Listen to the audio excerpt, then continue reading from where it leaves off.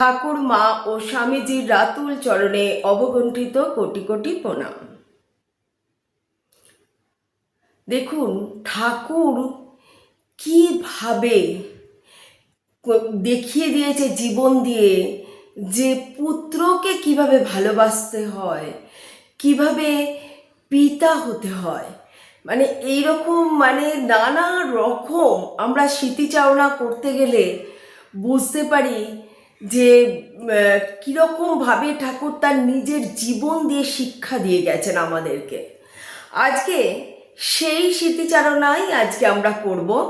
সেটা চলুন আমরাও যেন মনে করি যেন সেই দক্ষিণেশ্বরে চলে গেছি এবং নিজেদের চোখে যেন আমরা সেই দৃশ্যগুলো যেন আমরা দেখতে পাচ্ছি।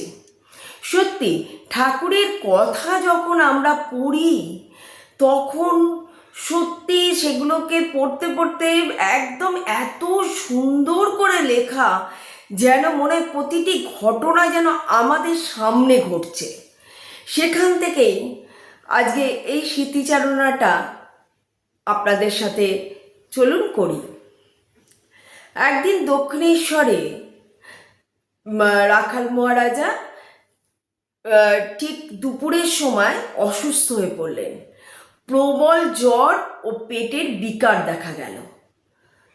তখন ঠাকুরের জন্যে যে সমস্ত প্রসাদ আসতো, ভোগ আসতো বা যারা দিতেন বা যে সমস্ত প্রসাদ নেওয়া হতো সেগুলো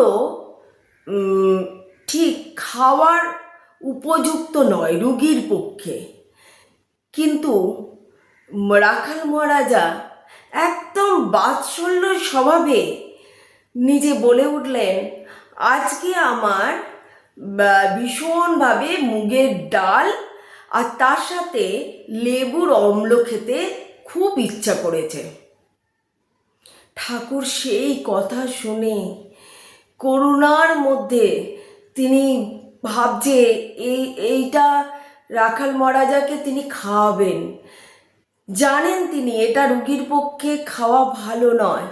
প্রতিটা ভক্ত তাকে বারণ করছে যে ঠাকুরকে এত কষ্ট করে রান্না করতে হবে না, কিন্তু মহারাজার সেই রাখাল মহারাজার সরলতা আর বাচ্চাদের মতো সেই বায়না তিনি উপেক্ষা করতে পারলেন না।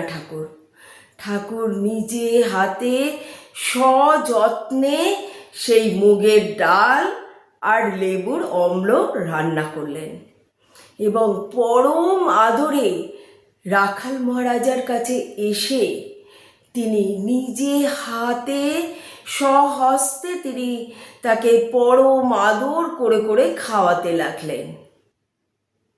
ঠাকুর নিজেও জানেন এই খাবারটি রোগীর জন্যে একেবারেই উচিত না, কিন্তু সযত্নে যখন খাওয়াচ্ছেন ঠাকুরের স্পর্শে কিছুক্ষণ পর সবাই অবাক হয়ে গেল।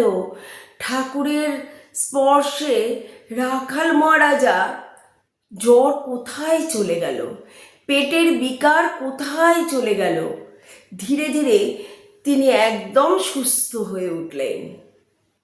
সেই থেকে রাখাল মহারাজা এবং রামকৃষ্ণদেব এনারা পিতা ও পুত্রের ন্যায় একটা যে ভালোবাসা সেটা আজও পর্যন্ত আমাদের মঠে, রামকৃষ্ণ মঠে কিন্তু আজও পর্যন্ত এই নজির, ইতিহাসের নজির সৃষ্টি করে যে পিতা ও পুত্রের কি ধরনের স্নেহ ও ভালোবাসায় মানুষের যদি কোনো সময় আমাদের মনে হয় যে আমরা ঠিক মতো হয়তো এটা পারবো না, এটা ঠিক হচ্ছে না, কিন্তু অতি পরম যত্ন ও ভালোবাসা আমাদের একটা পজিটিভ এনার্জি বা ভাইব্রেশন তৈরি করে, যেখান থেকে আমাদের সেই শরীর খারাপটা আর কিন্তু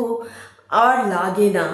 মনে হয় যেন তার আদরে তার যত্নে এবং পরম স্নেহে নিজেকে অনেক সুস্থতার একটা জায়গায় কিন্তু চলে যায় এবং নিজেকে অনেক সুস্থ বোধ করে আবার তার মধ্যে একটা নতুন জাগরণ শক্তি সৃষ্টি হয়। সত্যি এই পিতা পুত্রের ভালোবাসা সত্যি আমাদের রামকৃষ্ণ মঠে আজও এর ইতিহাস নজির হয়ে আছে এবং এই গল্প খুব সুন্দর করে মহারাজরা প্রতিটা শিষ্যকে বলেন এবং সেইভাবে আমরা বুঝতে পারি যে কিভাবে পুত্রকে স্নেহ করতে হয়। চলুন, কেমন লাগলো আজকের এই স্মৃতিচারণা? আপনাদের ভালো লাগলে অতি অবশ্যই কমেন্টে জানান। প্রচুর ভিউজ হচ্ছে, আমি একটা কথাই বলছি, একটু কমেন্ট করুন। কমেন্ট করলে খুব সুন্দর সুন্দর স্মৃতিচারণা নিয়ে আপনাদের কাছে আসবো। জয় ঠাকুর।